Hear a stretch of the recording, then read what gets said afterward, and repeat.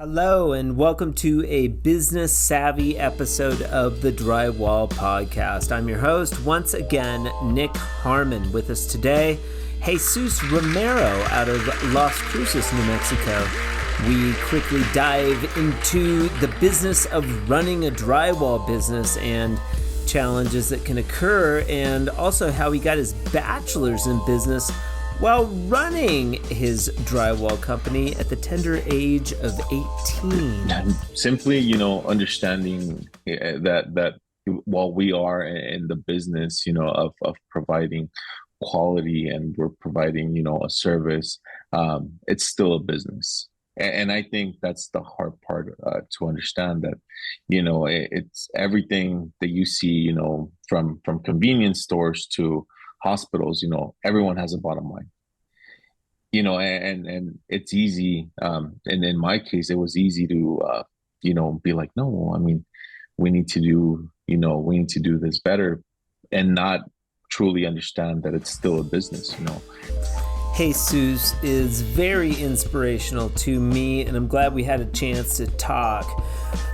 We also talk about commercial versus residential and also a lot of the challenges of running a big business.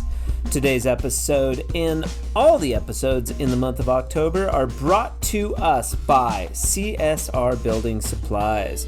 CSR is also offering a sweet swag bucket for guests of the Drywall Podcast.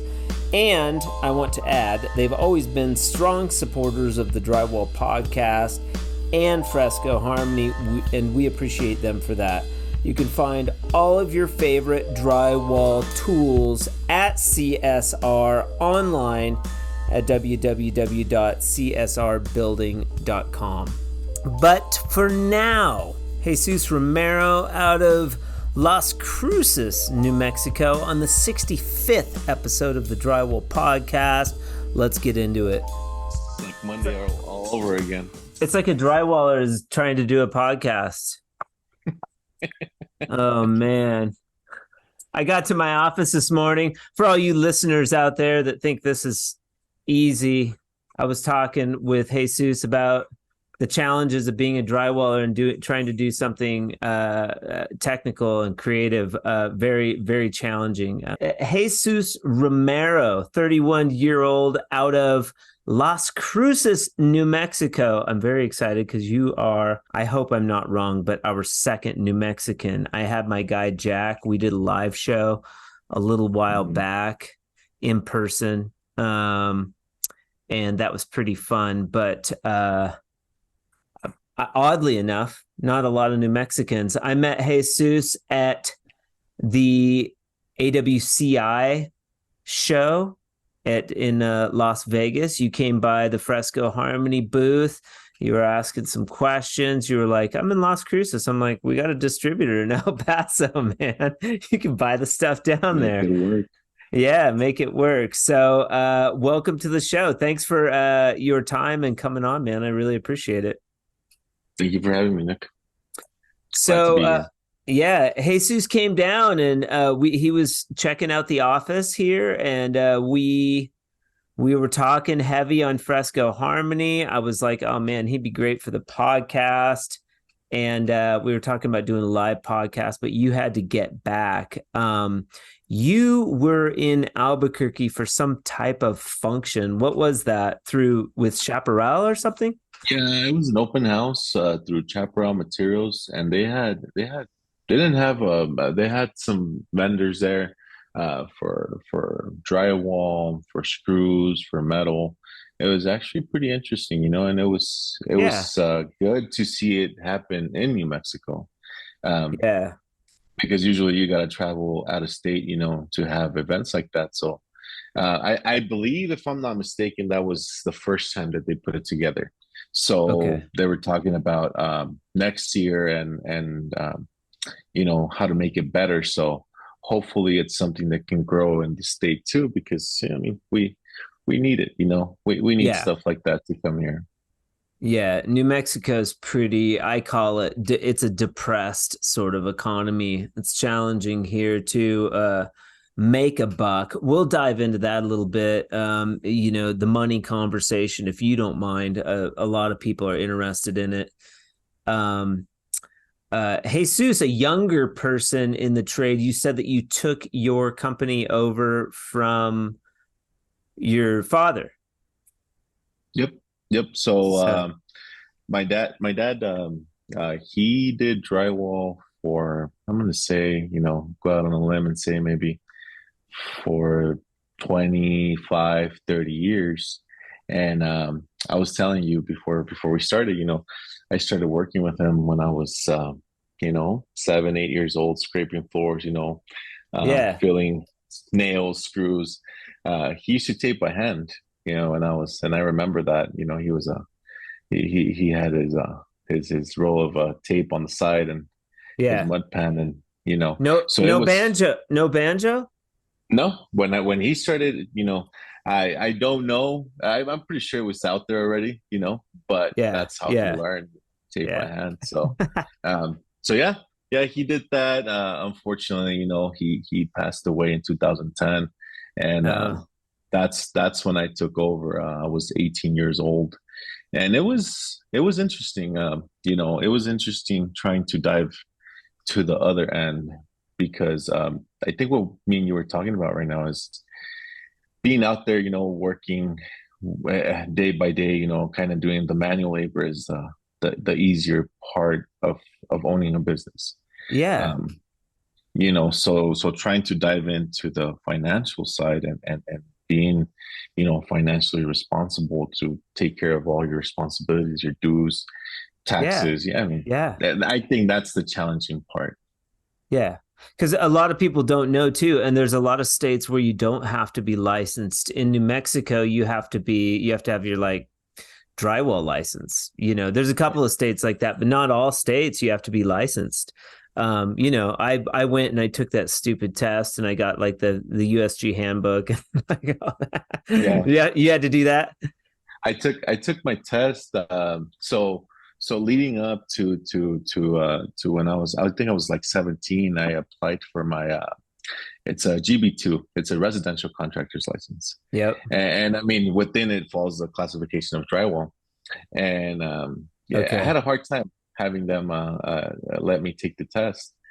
And it's just such a different story, because it came down to my dad passed away. PSI would not let me take the test to get my license. Why? And because you're too young. I needed 2 years of experience, and there was some hurdles to pass through. Definitely. Finally, 5 months after my dad, passed away, I was able to get my license and really, go out on my own and kind of started knocking doors. So that's the way that. So right now, my company, I am a residential contractor. We have a GB2. Yeah. If you don't mind, what's your dad's name? Jesus Romero. Jesus Romero as well. Yep. And what happened, if you don't mind saying, what happened to the? Because he was probably young, right? He was 49. It was hard, man. Let me tell you, it was hard. Seeing him, because he was a strong man.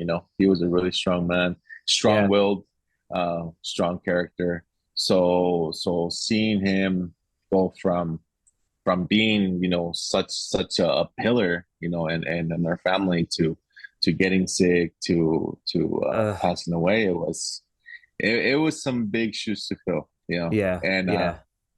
He got diagnosed with terminal liver disease. Okay. And that's something that came. It's come down from his side of the family. Okay. And it was just one of those things, where it was tough, man. It was tough, seeing him go from 110, 120 every day to seeing that. And then not just that, but moving forward from it was definitely a really hard part. Yeah. Yeah. I'm sure he was kicking ass at 47. I'm 47. He was probably. Oh, he was, man. his attention to detail is probably what have what's made us as a company thrive. You know, just kind of seeing what in every situation, like considering, what would he, what would he Yeah. think of, Yeah. because there's always a time, and every week where maybe you see something that wasn't done the way that it was supposed to, or that whatever the case may be. And it's easy to say, you know what, it's okay, I mean, we'll get it on the next one. But Yeah. stopping and fixing your mistakes when they happen, um, Yes. that's what makes, a lot of the clients come back. That's a tricky one. That is a tricky one with drywall, especially because it's very easy to skip over stuff. It Yeah. is even in Fresco, man. It's you're at the end of the day, you're chasing the dollar. Time is money. As an owner, you realize time is money. One of the challenges I think we have is charging enough to enable us to take the time. I think what the trap that drywallers get into is we get beat up over price. We're not getting paid enough, so we got to rush, and then the job suffers, and then we got to go back and fix stuff. And we don't want to go back because we didn't make enough to begin with, and that's a cycle that I think we get into a lot. I think you're right, man.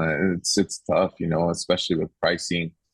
You know, uh, for example, I think while the pandemic was horrible, right? It really created, a market where at least for us here in Las Cruces isn't too big, for people who are listening.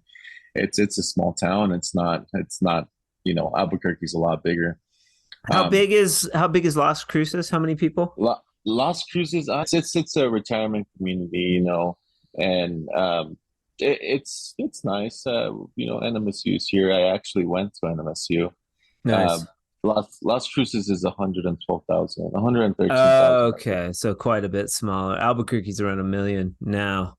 It's getting Oh bigger. yeah. Oh, Yeah. I mean, substantially smaller. So, I mean, and that's throughout the pandemic, prices pretty much rocketed, throughout the whole construction. And I think while that was a good, it was also a bad thing, because it just created kind of like a vacuum for a lot of people to just kind of jump in and then jump out. And right now we get a lot of we do a lot of warranties for companies that aren't around anymore, kind of make a buck and just leave. Yeah, yeah. So yeah, Yeah. it's been. Quality control. Real quick, how many people in your family? How many siblings? I have I have an older brother and an older sister. Um, Okay. my older brother also, he passed away last year, so that's been. I'm telling you, man. Yeah, I that's think tough. it's yeah, yeah, yeah. That It's crazy. how old was your older brother? My older brother was 36 when he passed away. 36. Yeah, I lost my older brother in 91. He mm-hmm. was 6 years older, but He was 6 years older than me. yeah, he was only 20. How old was he when he was only 20. 20? Yeah, he was only 20. Yep. It's It tough. leaves it The leaves a dent, bro's man. the bro's tough. Yeah, it leaves a um, dent. It yeah, definitely yeah. does. So having those back to back, how's mom doing? I mean, is She's tough, man. she's got to be tough as nails. She she she is. Yeah, She's truly inspiration. My yeah, mom, she she was, well, my you see the whole thing with college. The same year that I started the business, I also started college, and wow, my mom. If it wouldn't have been for my mom, I would have probably dropped out after the first week of yeah, college, because I was like, there's no way that I'm gonna, yeah, um, for 5 6 hours go out there and yeah. It's a you know, bitch. work on a house and then come back and then answer the phone. And it was hard, man. It really was. Damn, But you were busy. But I just want to say really quick, a testament to your dad's legacy and maybe your bro as well. Did the bro work with the company? He did. He was in and out. And he was around the industry. He ended up moving up to Minnesota. I have some relatives up there who Okay. are also drywallers, All right. and he ended up working over there and that. But yeah, he was around. My sister, she runs the financial side of the company. So, Okay. uh, so we're pretty involved. Are you and your sister tight? Oh yeah, oh yeah. She Yeah. was actually with me for the AWCI in Vegas. Oh, She's okay. been Cool. to I think one of the IBS shows too with me.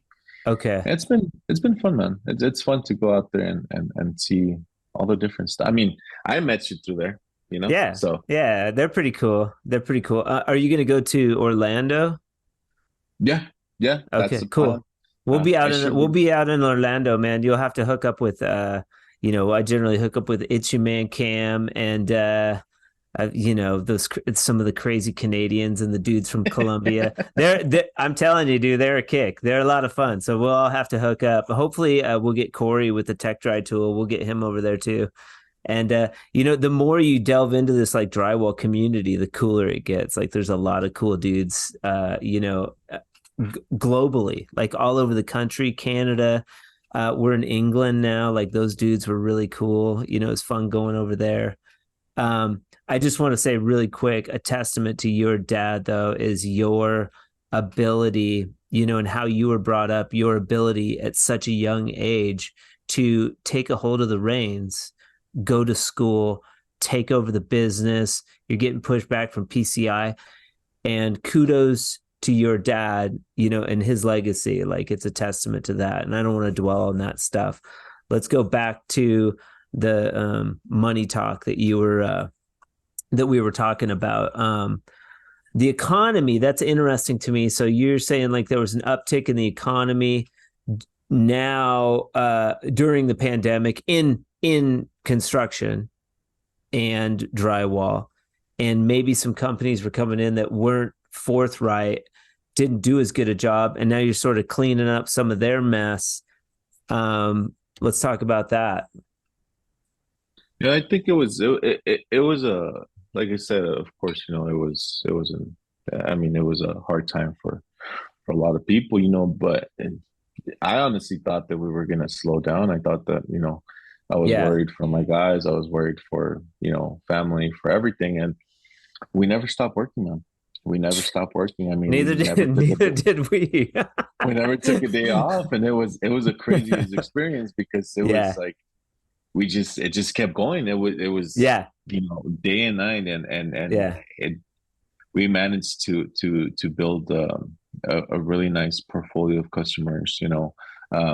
Which include we have our custom home crews, and we have our more of our track homes, Okay. crews, and we really do enjoy. I mean, it track homes or custom homes. I mean, it's someone's savings, it's someone's livelihood. So That's a good we way to try. look at it. They're all Yep. custom So homes. Yeah. yeah, they're all custom homes, and while we do enjoy, the more meticulous, the more extravagant corners, because here, and I imagine Albuquerque is the same way. The regular bull nose is king, right? In new homes, that's pretty much what you guys used to, Do you right? ever play around with the step bowl stuff? Which one? The Trim Tech step bowl? I've the step bull. No, I've never have. We have used the chamfer feed. I don't know That's if you've ever Hamper's cool. seen it. Yeah. Yeah. Yeah, and then what we do a lot here in our more custom homes is a lot of the inch and a half bullnose, which is the big one, the Danish. Oh yeah. Yeah. Yeah, Yeah. I've and seen that. that one looks cool, man. That one looks That really cool. that one looks cool with the Fresco. We've done jobs with the big, We actually did an entire house where the customer didn't want any 90-degree angles. So we ended up using the Danish, flipping it around and, you know, gluing it, muddying it onto the Really? angles. That, You know that that one came out. Trimtex makes a inside corner bead. Yeah. Yeah. I later I found out about it. And I was like, That's just late. man, yeah. You know how I've always done it though is with Quickset and the rubber tool. Like I've just floated it out by hand with Quickset. Do you get any cracking or anything like that, or does it You pretty much hold do for the you have most to do part? a couple coats, like it'll crack on the first Mhm. one, and then you do like another coat and it starts to settle in. But with the Fresco, you do like three coats, Oh, that's right. How does it you're hold doing. up? Does it hold up? It's held up fine. I think it looks great. I really love that look, and you don't ever see it. It's really rare to Uh, see the inside rounded corners. Simply, understanding that while we are in the business, of providing quality and we're providing, a service, it's still a business. And I think that's the hard part to understand that, it's everything that you see, from convenience stores to hospitals, everyone has a bottom line, and it's easy. And in my case, it was easy to, be like, no, I mean, we need to do this better and not truly understand that it's still a business. Yeah. We do a lot of groin ceilings. I don't know if you guys have those in Albuquerque, but it's pretty much the ones that come in on four sides, kind of like arch. Yeah, And yeah, I yeah. bet one of those would look really cool with fresco, on it. Oh yeah. I think we are working in a house right now that has one, and what I'm trying to do too is, I sent you a bunch of pictures of samples we made, and now that you showed me how to, facilitate the transportation of the samples, what did you say it was called? The little board that you gave me, Nick? Masonite. Masonite. There you go. So Yeah. I think with that, that's going to make our life a lot easier too, to Yeah. kind of show it to customers. And Yeah, throw um, like four samples in your truck, five samples in your truck, and just somewhere safe where they're not getting beat up, and just have them there and be like, hey, check this out. Are you interested in doing something cool in this groin vault? $500, yeah, you oh know, yeah, and whatever. it'll look cool. It'll look really, really cool. Yeah. Yeah. And it'll take you a few hours extra, and you can throw another 500,000 bucks onto your, Yeah. just and it's fun, and that's something too I think the builders appreciate too. But we have on the Fresco Harmony, there's a page called on Facebook called the Fresco Harmony group. It's a Mhm. they had for a while, their groups were really popular on Facebook. That has a picture of a groin vault I did with the swirl, like you saw in I- The Office, I'm Merriman pretty sure Beige. it came out. Pretty sure it came out it's pretty it's cool, right? smoking. Yeah, it looks good. Oh Yeah. yeah. No, Yeah. So we're still in the process of learning the ins and outs of your product, but yeah. so far it's the projects that we have done. We did a range hood and a couple walls that I showed you. The customers have been really happy with it, Yeah. and we'll venture off Yeah. into more risky stuff like the swirl, The which, swirl. like you say, it just kind of comes with time and practice. But Yeah. yeah, Yeah. I'm sure, stuff like that, and truly, everyone wants to have something different.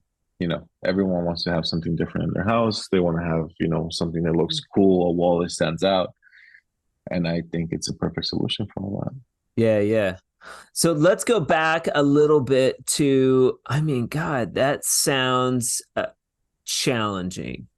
You're having the problems with your family. You're taking over your dad's business, and you're going to college. What was your field of study when you went to? I I graduated in 2015 with the Okay, bachelor's in business administration. that's fantastic, man. So I figured my weakest point in what I was doing was, like I said, the financial side. You know, the financial side was definitely the weakest point in what I was doing. So I Okay. did something about it, and I learned a lot in the process, a lot of things that I could implement, in the financial side of the business. And so far, it's been a journey, man. What would be the biggest attribute that added to you running J. Romero Construction? Simply, understanding that while we are in the business, of providing quality and we're providing, a service, it's still a business. And I think that's the hard part to understand that, it's everything that you see, from convenience stores to hospitals, everyone has a bottom line, and it's easy. And in my case, it was easy to, be like, no, I mean, we need to do this better and not truly understand that it's still a business. Yeah. There's still a bottom line, there's still profit to be made. And at the end of the day, we're going to do the best that we can while still maintaining that. Yeah. Yeah. Okay. So I mean, from college, you learned business ethics, you would say? Yeah, I would say so. I would say, that it helped me understand, just that, the simple fact that, at the end of the day, we gotta pay what we gotta pay, we gotta file our filings, taxes, whatever it is. And Yeah. you gotta account for that before, because at the end of the year when you get it slapped with the tax bill, Yeah. you're like, well, maybe if I would have charged, a couple $100 on each job more, I Right. would have.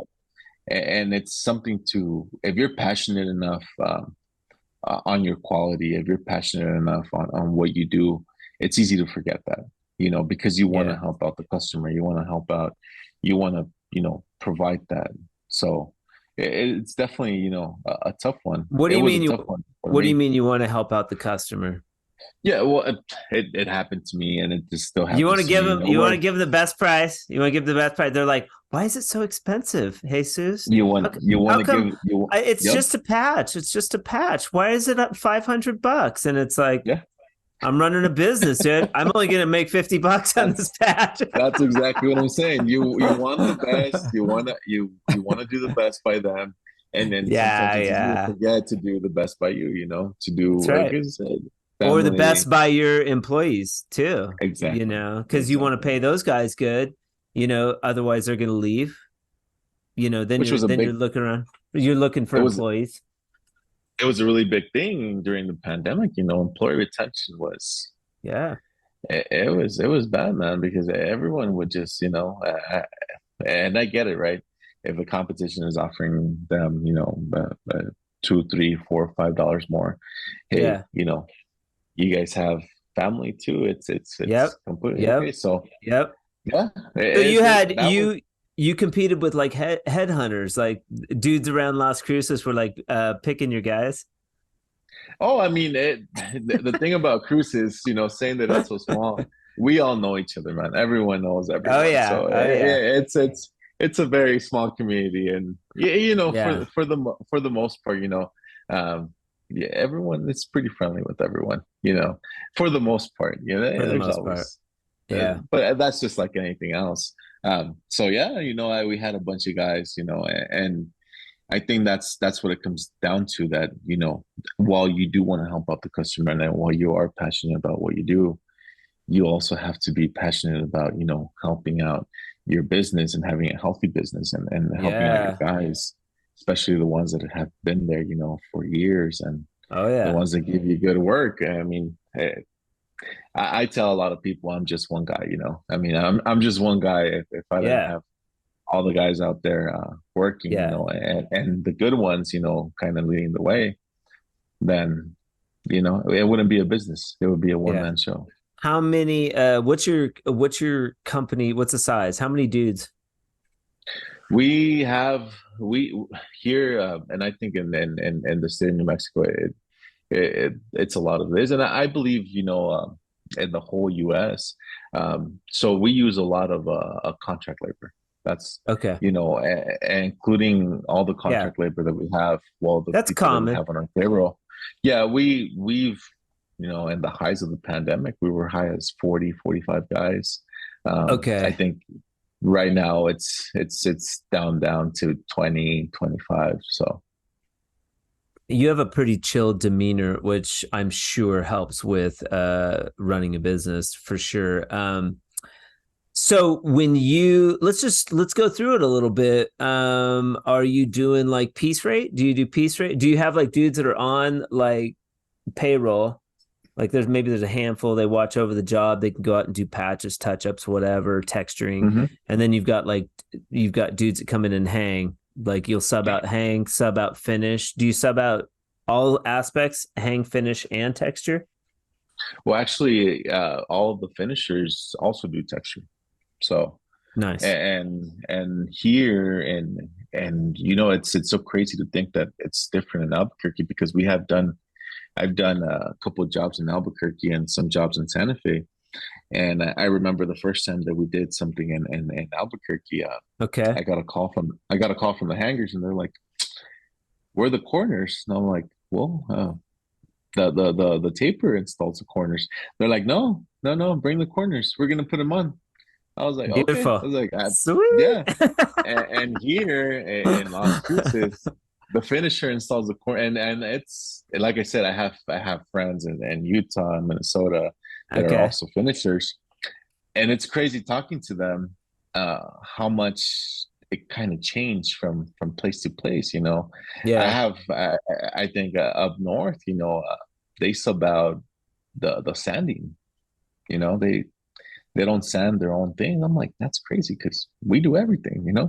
Yeah. Here we hang our corners, we do the tape, we do the finish, we do the And just texture. a moment of peace for those companies that are subcontracting the sanding. I don't know where you're from. I don't know what planet you came from, or you thought that would be a good idea. But my hat's off to you, man. It's And I hope you're crazy. charging. I hope you're charging enough. It is truly crazy to think of. And you see, once again, meeting people from other places, it's cool because you get to learn. Um, I met two gentlemen. Yeah. I met two gentlemen in Albuquerque for the open house that I went to, and their family has a lot of history in El Paso, and they were telling me that they did the transition from residential to commercial, and they were kind of telling me that they just let go of residential completely. They stopped doing, residential drywall and they just went commercial. And they were explaining the challenges that came with it. And I was like, man, Was I was like, that it's just not out of easy. curiosity? Was that Elite Drywall? No, no, no, it was not. They're pretty cool about, kind of telling me what the challenges that they went through with residential. So And were it's, they saying that they liked making that transition from residential to commercial? they said that it And was, why? And they why? said that you see with residential what they were telling me, and we get this a lot from well, Las Cruces is only 40 minutes away from El Paso, which is Texas, Yeah. and Texas does not require a license for Yeah. drywall. And I've heard The they really beat up their subs over there. the prices, it's hard, man. We when I started, we picked up some work, in El Paso, and it was tough, man. I was Yeah. like, how are you Yeah. supposed to make any money? So what they Right. were saying is we had to meet a certain criteria per week to make, X amount of money, while in commercial, it's completely different. And while it has its own challenges, and it's hard, they were saying that for them it was the right move. So Because it's so much more money that you can concentrate on, like just the it's job. larger, yeah, larger projects, Yeah. Yeah. you know, more money. I think your profit margins, kind of go up substantially with commercial work. And like I said, Yeah. for me, it was interesting talking to them and hearing their story. And I think that's the way that you learn a lot of things. Yeah. Yeah. The volume too. I mean, some of these large commercial jobs, just like, you know, Oh yeah. $300,000, like drywall bid, $1 million, where you're like, okay, how am I gonna, logistically it's a nightmare, but you figure it out. If you got a grip of guys like you got, you could jump into that game, start small, stuff like that. Oh yeah. But yeah, I could see where that would be a different animal, and you would probably have an advantage because of your budgeting. I feel like you probably took a lot of budgeting knowledge away from college as well, that a lot of normal drywallers, and myself included, like I've had to really struggle with budgeting, still do, Oh when yeah. it's like It's that, all that budgeting stuff probably got ironed out in the education process at school. And you're able to like be like, oh, okay, I got let, taxes go here, this goes there, this goes there. let me tell you, man, spreadsheets are your best friend, Spreadsheets are your best friend, it's you can put everything on there and keep track of expenses of and man, it's a lot, Yeah. and I think too, when I started and even a few years ago before I learned, about AWCI and all this, I always thought that drywall and finishing was really like looked down on. Yeah, and it's there's actually a pretty big community out here, supportive too, which is kind of cool, Yeah. Yeah. because I would always see, like electricians and stuff like that. And I was like, man, we do a lot of work too, not to throw Yeah.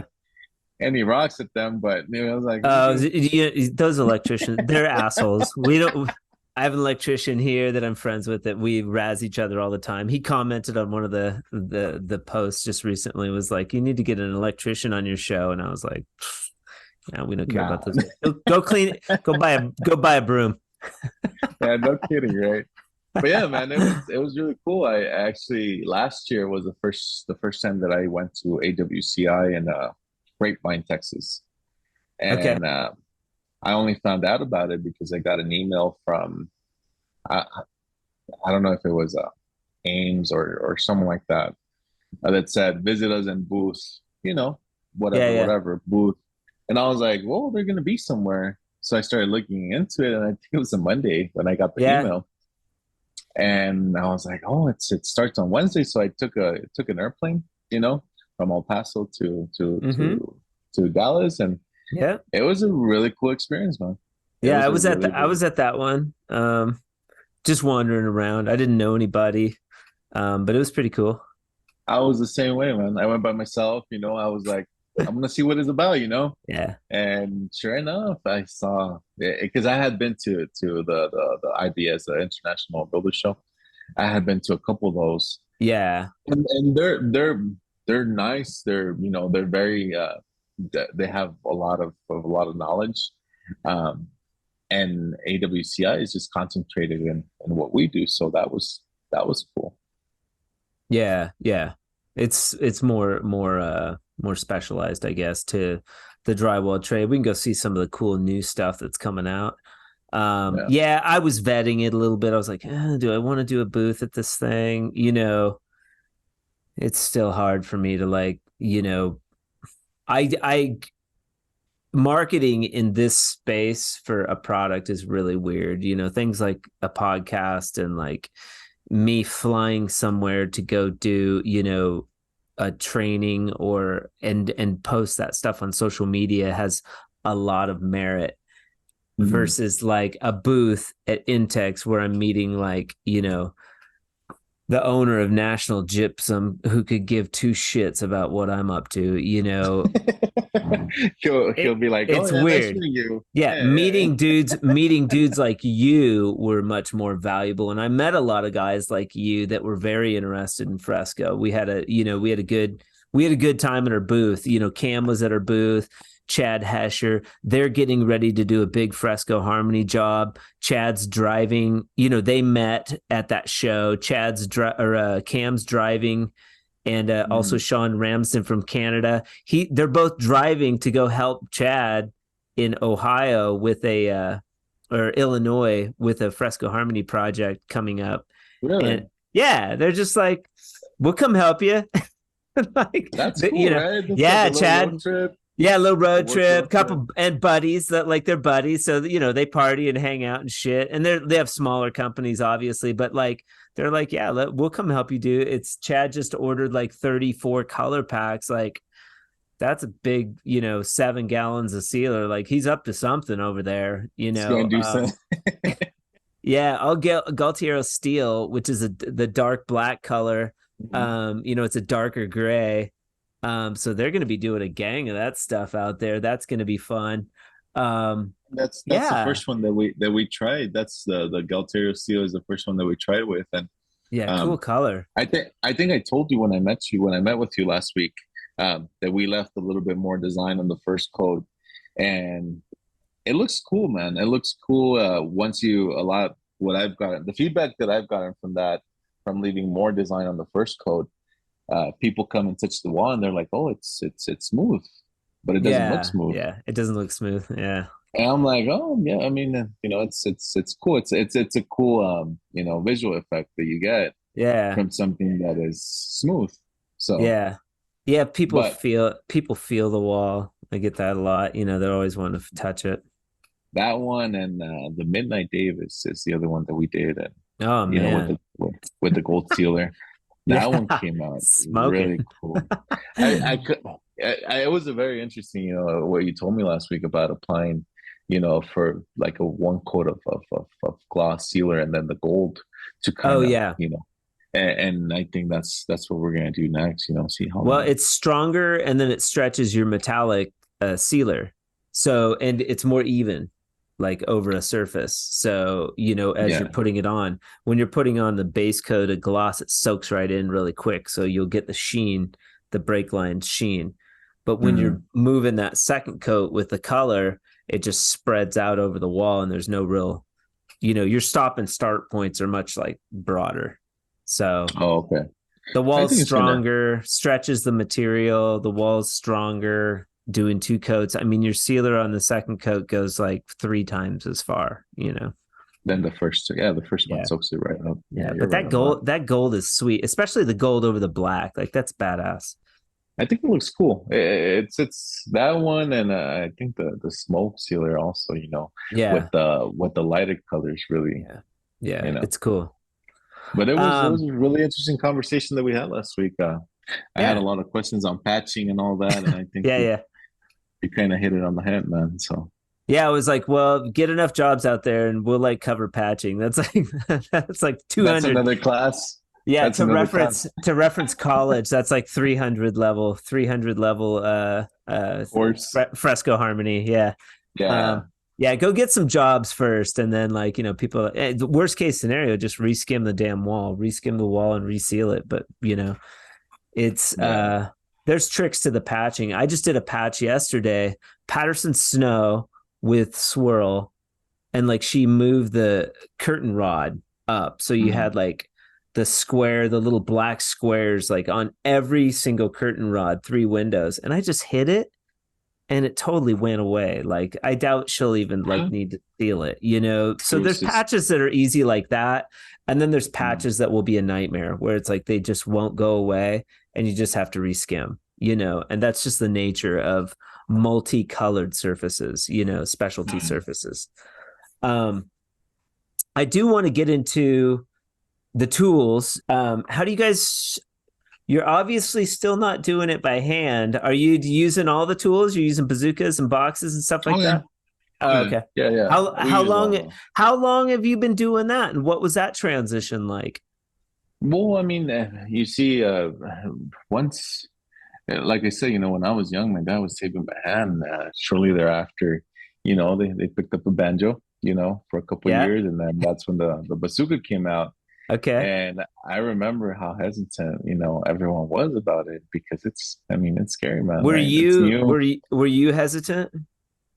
No, no, no, no, no, no. And actually, when my dad picked up the first one, I believe it was through. If I'm not mistaken, it was through Ames. You know how they had that? I don't Was know it a if they still rental? do. Yeah, yeah, they had the rental program. I don't know Okay. if they still do or not, but and it was history from there. He just had everything just became bazooka flat boxes. The only thing that we don't use that I believe a lot of people do is the corner, but not the corner box. It's the The like the flusher. syringe. Yeah, the one that's automatic. You know what I'm talking about? Yeah, the compound tube.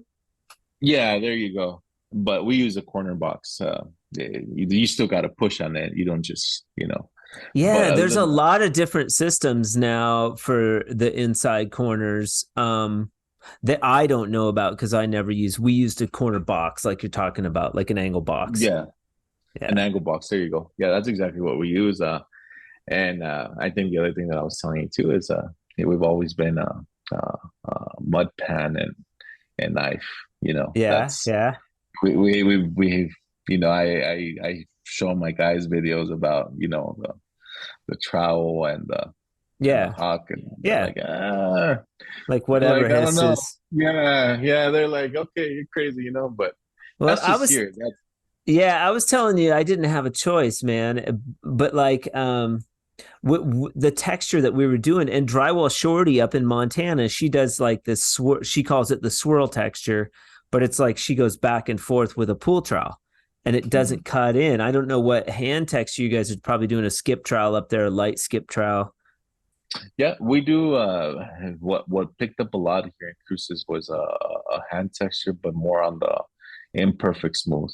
So very Okay. little design. And then it's really sanded. We sand all our angles, all our electrical boxes, all the Okay. corners. So it's a very clean finish. I'll bet. Like very little, like, so the base coat with Fresco Harmony, like that was the texture we were leaving, like light, imperfect, Hmm. smooth, kind of just a couple of veins here and there. And then the Yeah. pool trowel was nice because it wouldn't cut into the wall and you could just cruise with the hawk and trowel. I think that's a good segue for like, if to get your guys interested in the hawk and trowel, like do a whole house if you're texturing And and just give them the hawk and trowel and be like, here, trick them into it. yeah, you guys can only use a hawk and trowel. You can only use a hawk and trowel in this job. We're gonna Yeah. texture it in this way, and then all of a sudden they're experts at the base coat, because they did a whole Oh house. yeah. And honestly, I am very interested in it because like you say, I see a lot of Canadians on Instagram, and man, are they good with Yeah, and the like trowel? I can run a corner bead now with my pool trowel and a hawk. I could easily run corner bead, and no problem. Like no And it's problem. just it just came as easy as anything Yeah. else. Well, and it's cool because I can do both. Like I can run quarter bead with a 10-inch and a 12-inch and a pan, and I could run it with a hawk and it. You see a lot of dudes will use a hawk and a like Mm, 10-inch to run. A lot of the Canadians will use a hawk and a 10-inch to run corner bead. The hawk's just interesting, but there is like when you go to mix quickset, you want a pan. There's aspects of using a pan and knife I think that are better than a hawk and yeah, trowel for finishing.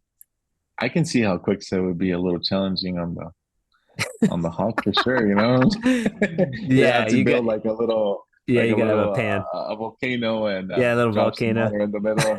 You know, but That's yeah, funny. no, I do see how they work with the trowel, and I'm like, man, it looks. I mean, and I think that for drywallers, this is a very common thing.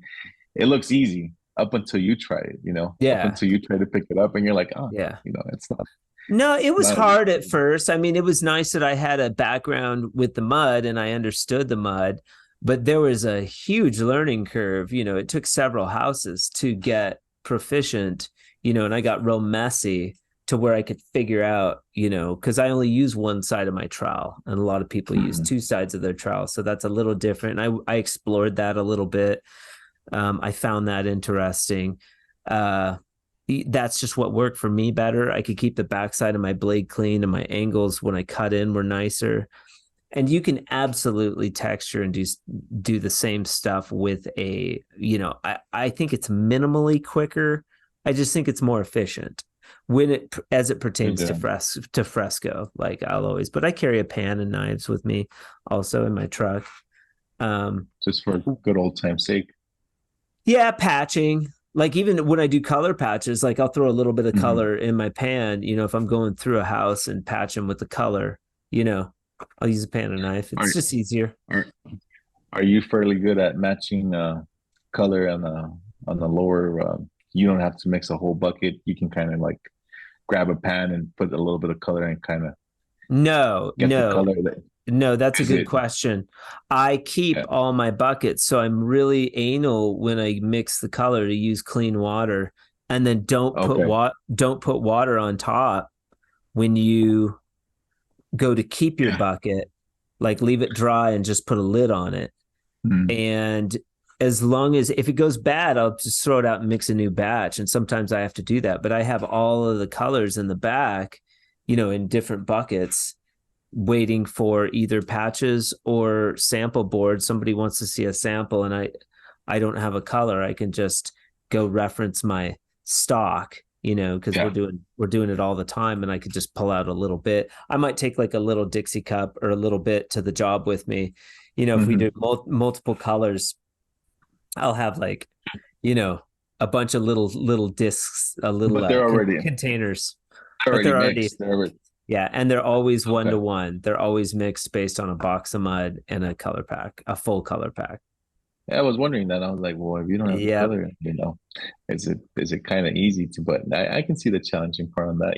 Kind of trying Yeah, to get the right. that's the advantage to having a distributor in El Paso, because it's like, oh, we did this job, with Calvert clay or whatever. I just need a Calvert clay. We got to mix one up. The Calvert clay went bad. Yeah. Whatever. I got to go mix one up. You can go right over there and just grab one. I told my guy, it was just me and one of my guys when we did our first wall with your product, and we had a little training session in front of the TV, and we saw quite a bit of your videos, and I was like, there you go, you know, that's what you get. We get 20, 25 minutes. I was like, now let's do it, see what happens. It came out pretty good, man. It came out pretty Yeah, good, I'm you sure. know. So I thought it was a nice thing to have, to add to what Yeah. we do, Yeah. and Yeah. offer it to our The clients. the next step is that if you have the sample board and you have the color chart, you got a groin vault. And that's exactly what I do. Is like I'll see a spot where it's like, oh, that would look good with fresco. Don't feel scared to like offer that to the builder. Be like, dude, you should Okay. or they'll have walls that are scheduled for specialty wall finish. And maybe they talked with some plaster guy or a faux finish artist or a wallpaper person, even worse, Yeah. to come and do wallpaper. It's like, hey man, we'll do that powder room that you're going to do in wallpaper. We can do that in this finish for $1,000. They might be paying $2,000, or Yeah. a fireplace with brick or stone. They're gonna pay like $10,000 for that stuff when they could do, It's expensive. yeah, $1,500. You could do it in fresco. It'll take you 6 hours. Done. Yeah. Yeah. I think having samples and having all that, it's really, like I say, we're just trying to add, different things to what we do. We started, and this was a few years ago. We started doing a lot of control joints on patio ceilings and garage ceilings, and we've Nice. even done them in living rooms. Like we've played with the pattern. We've done like Yeah. five, six Cool. sections crossed at an angle. And I Nice. tell the clients, I'm like, you know what? It looks cool. It Yeah. helps. One, it helps prevent cracking because you have these big That's true. spans of ceilings. So, and you don't really see control joints in well, at least here you don't see control joints in residential construction. It's Mm-hmm. mainly like commercial banks, buildings, Yeah. whatever it is. We did So it's the job I did, we did a border around the ceiling, like, 4 inches that's down, and just to smoking. Yeah, you it could looked do good. them up from the baseboard too. You could do like 4 inches Mhm. up, and Oh, I've seen that.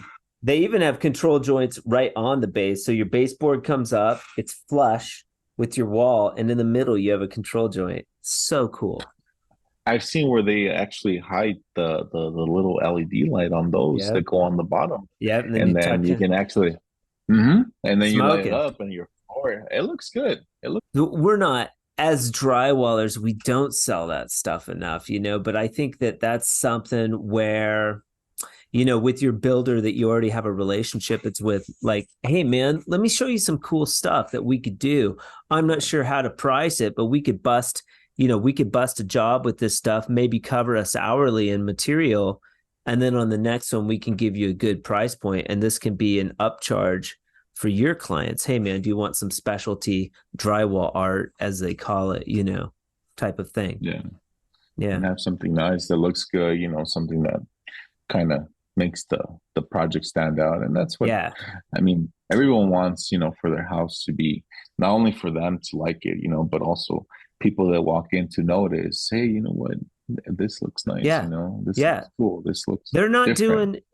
doing shit. Like even chamfer's like rare. They'll do it on like, Yeah. Specialty ceilings or whatever, but like you don't ever see chamfer bead. Or the We did a smaller. whole They have house, Trimtex is doing the smaller bullnose. Like they call it the the three baby the bullnose, yeah, I think 3/8. it's 350 they call it. 350 yeah, it's like 3/8. It's cool. Yeah. It's so Oh cool. yeah. And then I don't know if you've seen the arches on that, but you don't have to fill them in because you can bend them and it actually has the edge. I think it's already, it's not cut. That's what I'm trying to say. Have you seen that? Uh-uh. So that 3/4 inch bullnose arches, you got to fill in because, they're Yeah. cut on the face. And if I'm not mistaken, the one that you just said, it bends, but you don't have to fill the Okay. finished end. It's kind of cool Okay. too, because Yeah. trying to get those things to not crack sometimes is like, Yeah. it's hard. Yeah. And I mean, the drywall dude won't even show the builder because they're so focused on making that dollar and moving on to the next job that they don't consider like there's an opportunity for drywallers to make more money with the skills and tools they already have. You can just Yeah. be adding this to your repertoire. And, this whole arena of conversation hasn't even been touched in the drywall world, really. Even in Yeah. Canada, I mean, they're still doing the same drywall. They do all square corners up there. It's like, Mhm. okay, they put down like bullnose, but it's like there's nothing wrong with bullnose. It's another way of doing corners, just because you don't do Yeah. it up there, it's no less easy, that's for sure. Yeah. It's just as hard as square corner, but very interesting. The type of tools, what are you guys using right now? We're almost there, but I want to know what you're using for what kind of tools are you using and what have you tried? Like the brand. We right now our automatic tapers, and actually I spoke to the because we do buy Columbia. I have Okay. some pumps from Columbia, some boxes from Columbia, some flat boxes, and I Okay. saw them at the AWCI, and Yeah. they lent me the automatic taper, and it's nice. We haven't Yeah. gotten one of Columbia. Right now we're using Tape Tech, and Okay. so far, I mean, it's good. It would be nice, to use to try out Columbia, because I'm gonna tell you, man, their pumps and their boxes. I mean, they're long lasting too, So Yeah. Yeah. I can't imagine, how the automatic taper wouldn't be. Sure. I've heard So good things about the Tape Tech taper, though. People like it and swear by it for sure. and here, that's another thing, that a lot of a lot of the drywall companies around here, it's a lot of Tape Tech, but same thing, um, we're always trying out new stuff, trying to get, whatever's out there, and giving everything a shot, because why not? What's the worst that can happen? It's like it Yeah. didn't work out, it didn't work out, but Yeah. you might find something that's really cool. So Yeah. Maybe if you're listening out there, some of those Can-Am dudes could help you out with a corner tool. I don't know. They generally like it if you make a video, though. They might send you something. How's your social media chops?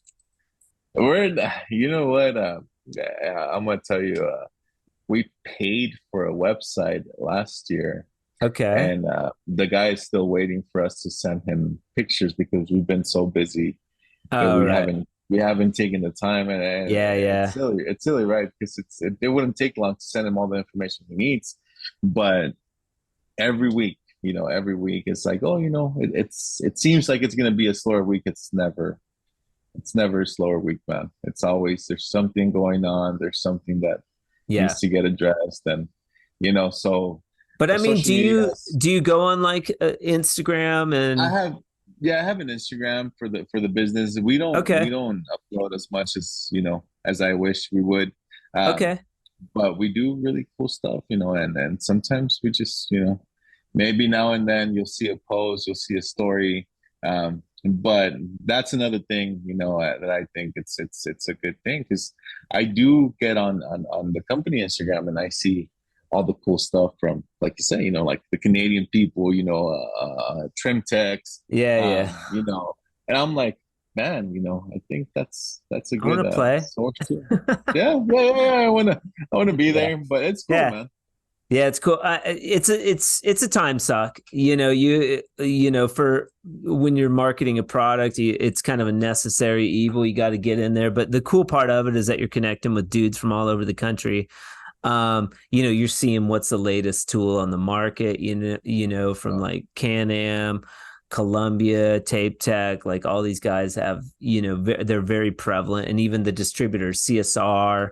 And Bart's taping tools and Master, building supply, and like all these distributors, they've got, a lot of, they're very prevalent on, because social media is the place where drywallers go to find out about new stuff. It's not like they're posting like commercials, on TV about, the newest taper. Like, so this is the best venue, aside from like, venues like AWCI, you can see new stuff, but all those guys are very active on social media, Oh yeah, and they post a lot of cool stuff. I've seen a lot of cool things from Trim Techs, yeah, from Columbia, all that stuff. So cool. definitely. Cool. And then Pearl of Wisdom. I ask everybody at the end of the podcast, if you could bestow a pearl of wisdom on the drywall community, what would it be?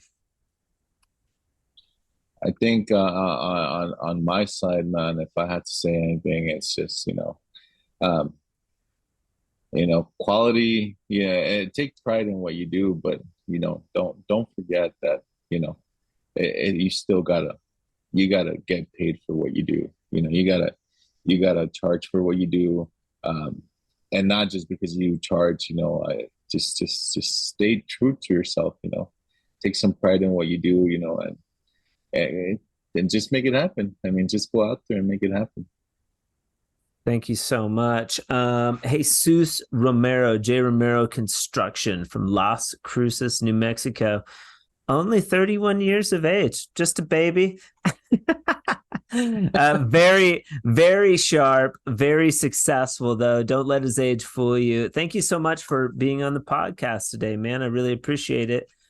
And I look forward to seeing your journey. Yeah. Definitely, Nick. Thanks, man. We'll see you. All right, buddy. We'll talk soon. Bye-bye. Bye.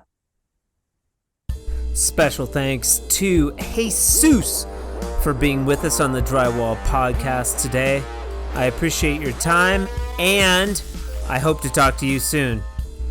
The Drywall Podcast can be listened to on your favorite platforms such as Podbean, Apple Podcasts, Spotify, and also YouTube. Tune in every Friday as we have new guests from the drywall community and beyond.